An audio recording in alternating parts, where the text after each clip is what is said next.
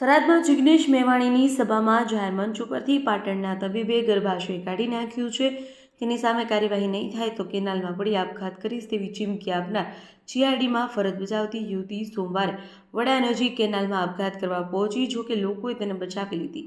પાટણની આધાર વુમન્સ હોસ્પિટલના ડોક્ટર પર ગંભીર આક્ષેપો કરી યુવતીએ આ પગલું ભર્યું હતું. ત્યારે હોસ્પિટલે યુવતીના આરોપો નકાર્યા હતા. બનાસકાંઠા એલસીબીએ દાંતીવાડા પોલીસ સ્ટેશન વિસ્તારમાંથી ભારતીય બનાવટના વિદેશી દારૂનો મોટો જથ્થો ઝડપી પાડ્યો છે. ઓઠવા ગામ પાસેથી એક સ્વિફ્ટ કારમાંથી કુલ 5,75,302નો મુદ્દામાલ જપ્ત કરવામાં આવ્યો છે. આ કેસમાં એક આરોપીની ધરપકડ પણ કરવામાં આવી છે. પોલીસ અધિક્ષક પ્રશાંત સુબેની સૂચના મુજબ બનાસકાંઠા જિલ્લામાં દારૂ અને જુગારની પ્રવૃત્તિઓ નેસ્તનાબૂદ કરવા માટે કડક કાર્યવાહી ચાલી રહી છે. આ અંતર્ગત એલસીબી પાલનપુર પોલીસ ઇન્સ્પેક્ટર એવી દેસાઈના નેતૃત્વ હેઠળ અલગ અલગ ટીમો બનાવી ગુનાહિત પ્રવૃત્તિઓ પર નજર રાખવામાં આવી રહી છે. મુખ્યમંત્રી ભૂપેન્દ્ર પટેલ ગુરુવારે પાલનપુરને 1,000 કરોડના વિકાસના કામોની ભેટ આપશે, જેમાં 560 કરોડ રૂપિયાની વધુના ખર્ચે તૈયાર થનાર એરોમા સર્કલ પરના 24.5 કિલોમીટર લાંબા બાયપાસનું ખાતમુહૂર્ત કરશે, જેથી લાંબા સમયથી ચાલી આવતી ટ્રાફિક સમસ્યાનો હવે અંત આવશે.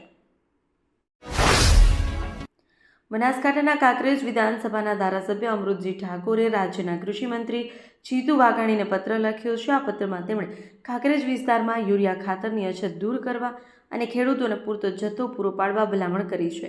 ધારાસભ્ય અમૃતજી ઠાકોરે પત્રમાં જણાવ્યું છે કે કાંકરેજ વિધાનસભા વિસ્તારના ખેડૂતોએ શિયાળુ પાકમાં ઘઉં, રાયડો, તમાકુ, બટાકા, એરંડા અને ડુંગળી જેવા પાકોનું વાવેતર કર્યું છે. જોકે તેમને પૂરતા પ્રમાણમાં યુરિયા ખાતર મળી રહ્યું નથી, જેને કારણે પાક ઉત્પાદનમાં મુશ્કેલીઓનો સામનો કરવો પડી રહ્યો છે. યુરિયા ખાતર વગર આ પાકો યોગ્ય રીતે થઈ શકતા નથી.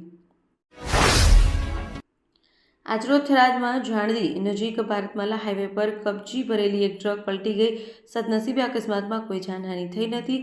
પ્રાથમિક માહિતી અનુસાર ટ્રક સાચોરથી થરાદ તરફ આવી રહી હતી. તે સમયે અચાનક એક ગાય રસ્તા પર આવી જતાં ડ્રાઈવરે વાહન પર કાબુ ગુમાવ્યો હતો, જેને કારણે ટ્રક પલટી ખાઈ ગઈ હતી.